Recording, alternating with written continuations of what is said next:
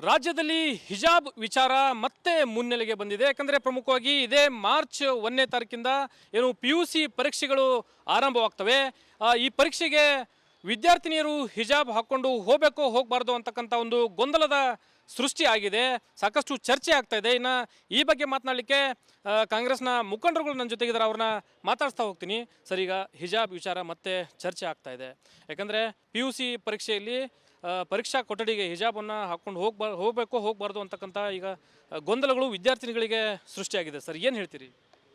ನೋಡಿ, ಹಿಜಾಬ್ ಯಾವ ಥರದ ಬುರ್ಕಾ ಗಿರ್ಕಾ ಇಲ್ಲ, ಏನು ನಾವು ಚುನ್ರಿ ಅಂತೀವಿ, ಆ ಥರದ ಒಂದು ನಮ್ಮ ಮುಸ್ಲಿಮ್ ಹೆಣ್ಮಕ್ಕಳು ತಮ್ಮ ಮೊದಲಿಂದ ಬಂದಂಥ ಪರಂಪರೆ ಅದು. ಈ ಬೇರೆ ಧರ್ಮದಲ್ಲಿ ವಿಶೇಷವಾಗಿ ನೀವು ರಾಜಸ್ಥಾನಲ್ಲಿ ನೋಡ್ರಿ, ಇಲ್ಲೇ ಮಟ್ಟ ಹಾಕ್ಕೊಂತಾರೆ ಅವರು. ಹಿಜಾಬ್ಲಿಂದ ಯಾರಿಗೂ ತೊಂದರೆ ಐತಿ, ಯಾಕದ ಒಂದು ಇಶ್ಯೂ ಮಾಡಾಕತ್ತಾರ ನನಗಂತೂ ತಿಳಾಕತ್ತಿಲ್ಲ. ಹಿಜಾಬ್ ಹಾಕಬೇಡ ಅಂಥೇಳಿ ಸರ್ಕಾರ ಇನ್ನೂ ಮಟ್ಟ ಏನು ಸ್ಪಷ್ಟೀಕರಣ ಕೊಟ್ಟಿಲ್ಲ. ಮತ್ತು ಮ್ಯಾಟ್ರ್ ಕೋರ್ಟ್ನಲ್ಲಿದೆ. ಇವಾಗ ಮಾರ್ಚ್ನಲ್ಲಿ ಎಕ್ಸಾಮ್ ನಡೆಯುವಾಗ ಹಿಜಾಬ್ ಹಾಕ್ಕೊಂಡು ಹೋಗಿರೋದಕ್ಕೆ ಏನು ತೊಂದರೆ ಇಲ್ಲ. ಅವರು ಯಾರ್ಯಾರು ತಮ್ಮ ಧರ್ಮ ಪ್ರಕಾರ ತಮ್ಮ ಧರ್ಮದಲ್ಲಿ ಏನೈತೆ ಪಾಲನೆ ಮಾಡ್ತಾರೆ, ಹೋದ್ರೆ ಏನು ತಪ್ಪಿಲ್ಲ. ಅದು ಇದೇ ಒಂದು ವಿಚಾರ ಈಗ ಸಾಕಷ್ಟು ಗೊಂದಲಕ್ಕೆ ಈಡು ಮಾಡಿದೆ ಸರ್. ವಿದ್ಯಾರ್ಥಿನಿಗಳಿಗೆ ಒಂದು ಕಡೆ ಪರೀಕ್ಷೆ ವಿಚಾರ ಸಾಕಷ್ಟು ಒಂದು ಕಡೆ ಏನು ಚಾಲೆಂಜಿಂಗ್ ಆದರೆ, ಇದು ಹಿಜಾಬ್ ವಿಚಾರ ಸಾಕಷ್ಟು ಗೊಂದಲವನ್ನು ಸೃಷ್ಟಿ ಮಾಡಿದೆ ಸರ್. ನೋಡಿರಿ, ನಾನು ಅಂತೀನಿ, ಈಗ ಎಲ್ಲರಿಗೂ ಈ ದೇಶದಲ್ಲಿ ಸ್ವತಂತ್ರ ಇದೆ. ನಾವು ಏನು ತಿನ್ನಬೇಕು, ಏನು ಅರ್ಬಿ ಹಾಕೋಬೇಕು, ಹ್ಯಾಂಗಿರಬೇಕು, ಹ್ಯಾಂಗಿಲ್ಲ ಅಂಥೇಳಿ. ಇವರು ನಮ್ಮ ತಿನ್ನೋದ್ರ ಮ್ಯಾಗನೇ ಅಟ್ಯಾಕ್ ಮಾಡತ್ತಾರೆ. ಹಲಾಲ್ ಹರಾಮ್ ಝಟ್ಕ ಅಂಥೇಳಿ.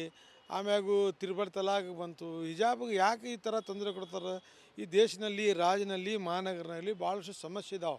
ನಾವೆಲ್ಲ ಒಂದಾಗಿ ಅಭಿವೃದ್ಧಿ ಕಡೆ ಹೋಗಬೇಕು. ಹಿಜಾಬ್ ಅಂತೂ ಭಾಳಷ್ಟು ಈಗ ಕೆಲವು ಹಿಂದೂ ಸಂಘಟನೆ ವಿರೋಧ ಮಾಡ್ತಾ ಇದ್ದಾರೆ. ಅವರು ಇದ್ರಾಗೆ ಸಾಕಷ್ಟು ಜನ ನಮ್ಗೆ ಸಪೋರ್ಟ್ ಮಾಡೋರಂತ ಇದ್ದಾರೆ. ಈ ಹಿಜಾಬ್ಲಿಂದ ಏನು ತೊಂದರೆ ಇವ್ರಿಗೆ? ಈ ಯಾರೊಬ್ಬರು ಎಬಸಿ ಇದಕ್ಕೊಂದು ಇಶ್ಯೂ ಕೊಡ್ತಾ ಇದ್ದಾರೆ, ಅದಕ್ಕೆಲ್ಲ ಯಾರೂ ಗಮನ ಕೊಡಬಾರ್ದು, ಕ್ಯೂ ಕೊಡಬಾರ್ದು. ತಮ್ಮ ಧರ್ಮ ಪ್ರಕಾರ ಏನು ನಡ್ಕೊಂಡ್ಬಂದಿದ್ದು ಅವ್ರವ್ರು ಮಾಡ್ಕೊತಾರೆ. ಇದಕ್ಕೆ ಎಲ್ಲರ ಸುಮ್ಮನೆ ಅದಕ್ಕೆ ಗದ್ದಲ ಮಾಡಿ ಈ ದೇಶದಲ್ಲಿ ಮತ್ತು ರಾಜ್ಯದಲ್ಲಿ ಅದಿದ್ದಂಥ ಶಾಂತಿನ ಹಾಡು ಮಾಡಬೇಡ ಅಂಥೇಳಿ ಎಲ್ಲರನ್ನ ಮನವಿ ಮಾಡ್ತೀನಿ. ಪ್ರಮುಖವಾಗಿ ಇದೇ ವಿಚಾರವಾಗಿ ಸಾಕಷ್ಟು ಕಳೆದ ವರ್ಷಗಳಿಂದ ಕೂಡ ಸಾಕಷ್ಟು ಹಿಂದೂ ಪರ ಸಂಘಟನೆಗಳು ವಿರೋಧ ಮಾಡ್ಕೊಂಡು ಬಂದವು.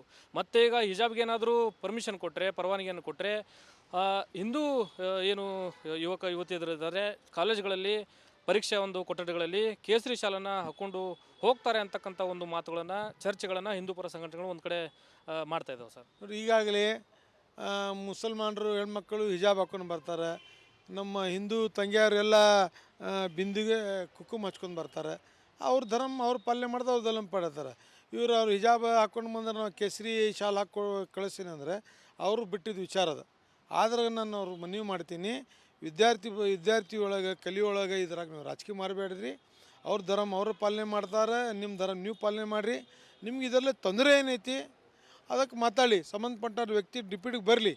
ಆ ಸರ್ಕಾರ ಮುಂದೆ ಸರ್ಕಾರ ಇದೆ, ಅವರು ಯಾರು ಹಿಂದೂ ಸಂಘಟನೆ ಅವರು ಪ್ರಮುಖ ಅದಾರೆ, ನಮ್ಮಂಥವ್ರು ಚರ್ಚೆಗೆ ಕರೀಲಿ. ಹಿಜಾಬ್ ಏನು, ಆ ಬುರ್ಕಾ ಏನು, ಹಿಜಾಬ್ನಲ್ಲಿ ಬುರ್ಕಾನಲ್ಲಿ ಭಾಳಷ್ಟು ಡಿಫ್ರೆನ್ಸ್ ಇದೆ. ಸುಮ್ಮನೆ ಅವ್ರು ಯಾರೊಬ್ಬರು ತಪ್ಪು ಮಾಡಿದ್ದಕ್ಕೆ ಇಡೀ ಸಮಾಜ ಮ್ಯಾಗ, ಇಡೀ ನಮ್ಮ ವಿದ್ಯಾರ್ಥಿ ಮ್ಯಾಗ ಆಪತ್ತು ಕೊಡಬಾರ್ದು ಅಂಥೇಳಿ ಅವ್ರನ್ನ ಮನವಿ ಮಾಡ್ತೀನಿ. ಸರ್, ಈಗ ಇದೇ ವಿಚಾರವಾಗಿ ಹಿಜಾಬ್ ವಿಚಾರವಾಗಿ ಸಾಕಷ್ಟು ಗೊಂದಲ ಸೃಷ್ಟಿಯಾಗಿದೆ, ತಾವೇನು ಹೇಳ್ತೀರಿ ಸರ್? ಇದು ಹಿಜಾಬ್ ಆ್ಯಕ್ಚುಲಿ ಏನಾಗಿದೆ ಅಂದರೆ, ಇದು ಧಾರ್ಮಿಕವಾದಂಥ ವಿಷಯ. ಇದು ಇಲ್ಲಿ ವಿದ್ಯಾರ್ಥಿಗಳು ಓದಕ್ಕೆ ಹೋಗ್ತಾರೆ ಸ್ಕೂಲ್ಗೆ, ಕಾಲೇಜ್ಗೆ, ಅಲ್ಲಿ ಧಾರ್ಮಿಕವಾದನ್ನು ತರಬಾರ್ದು.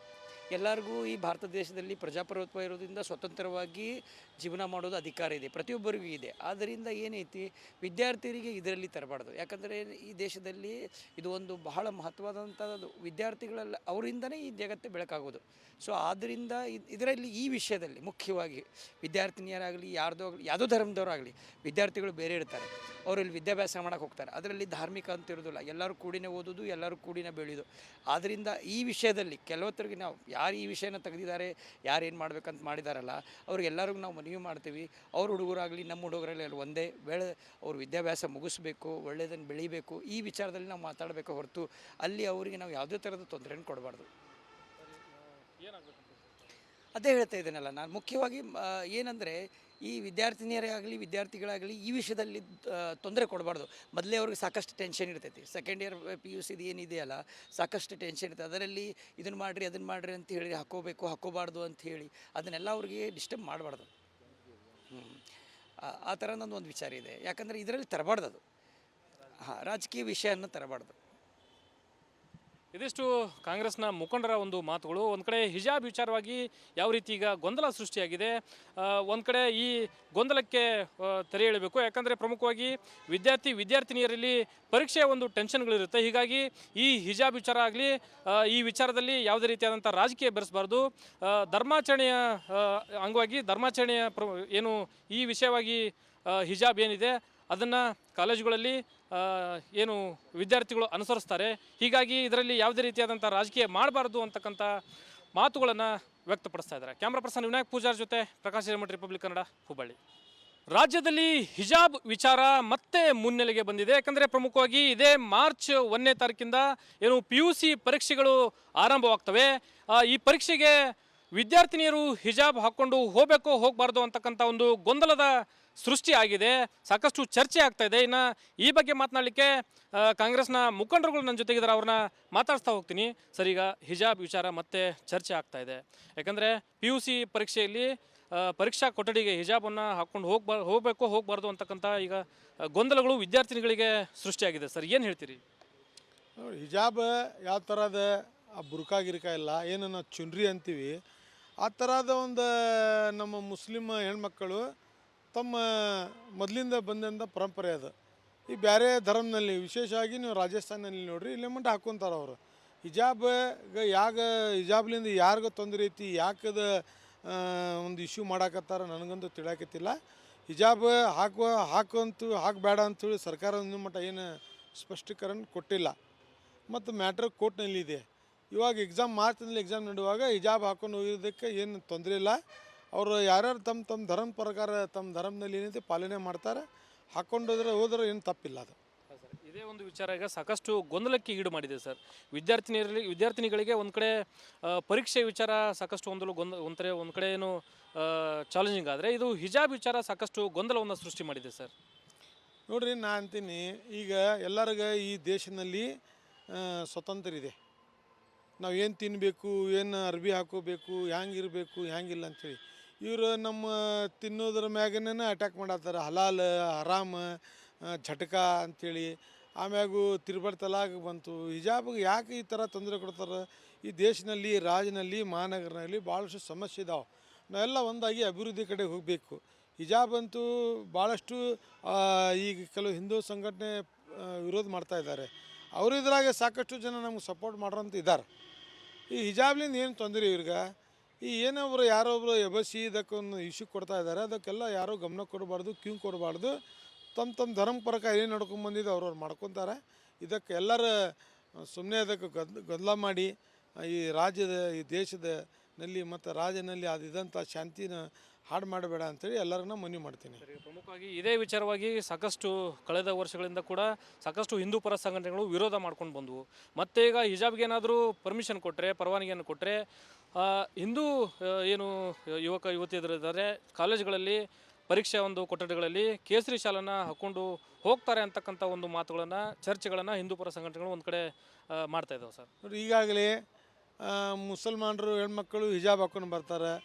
ನಮ್ಮ ಹಿಂದೂ ತಂಗಿಯರೆಲ್ಲ ಬಿಂದಿಗೆ ಕುಂಕುಮ ಹಚ್ಕೊಂಡು ಬರ್ತಾರೆ. ಅವ್ರ ಧರ್ಮ ಅವ್ರು ಪಾಲನೆ ಮಾಡ್ದೆ ಅವ್ರು ಧರ್ಮ ಪಡತಾರೆ. ಅವ್ರು ಹಿಜಾಬ್ ಹಾಕ್ಕೊಂಡು ಬಂದ್ರೆ ನಾವು ಕೇಸರಿ ಶಾಲ್ ಕಳಿಸ್ತೀನಿ ಅಂದರೆ ಅವರು ಬಿಟ್ಟಿದ್ದು ವಿಚಾರ ಅದು.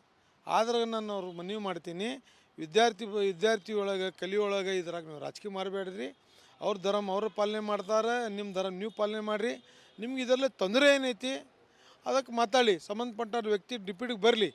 ಆ ಸರ್ಕಾರ ಮುಂದೆ ಸರ್ಕಾರ ಇದೆ, ಅವರು ಯಾರು ಹಿಂದೂ ಸಂಘಟನೆ ಅವರು ಪ್ರಮುಖ ಅದಾರೆ, ನಮ್ಮಂಥವ್ರು ಚರ್ಚೆ ಕರೀಲಿ.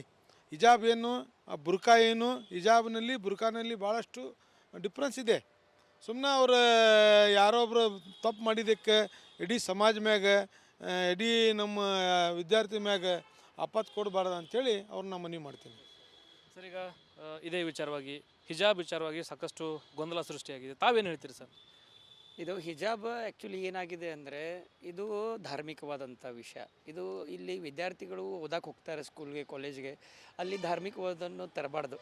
ಎಲ್ಲರಿಗೂ ಈ ಭಾರತ ದೇಶದಲ್ಲಿ ಪ್ರಜಾಪ್ರಭುತ್ವ ಇರೋದ್ರಿಂದ ಸ್ವತಂತ್ರವಾಗಿ ಜೀವನ ಮಾಡೋದು ಅಧಿಕಾರ ಇದೆ, ಪ್ರತಿಯೊಬ್ಬರಿಗೂ ಇದೆ. ಆದ್ದರಿಂದ ಏನೈತಿ, ವಿದ್ಯಾರ್ಥಿಗಳಿಗೆ ಇದರಲ್ಲಿ ತರಬಾರ್ದು. ಯಾಕಂದರೆ ಈ ದೇಶದಲ್ಲಿ ಇದು ಒಂದು ಬಹಳ ಮಹತ್ವವಾದಂಥದ್ದು. ವಿದ್ಯಾರ್ಥಿಗಳೆಲ್ಲ ಅವರಿಂದನೇ ಈ ಜಗತ್ತೇ ಬೆಳಕಾಗೋದು.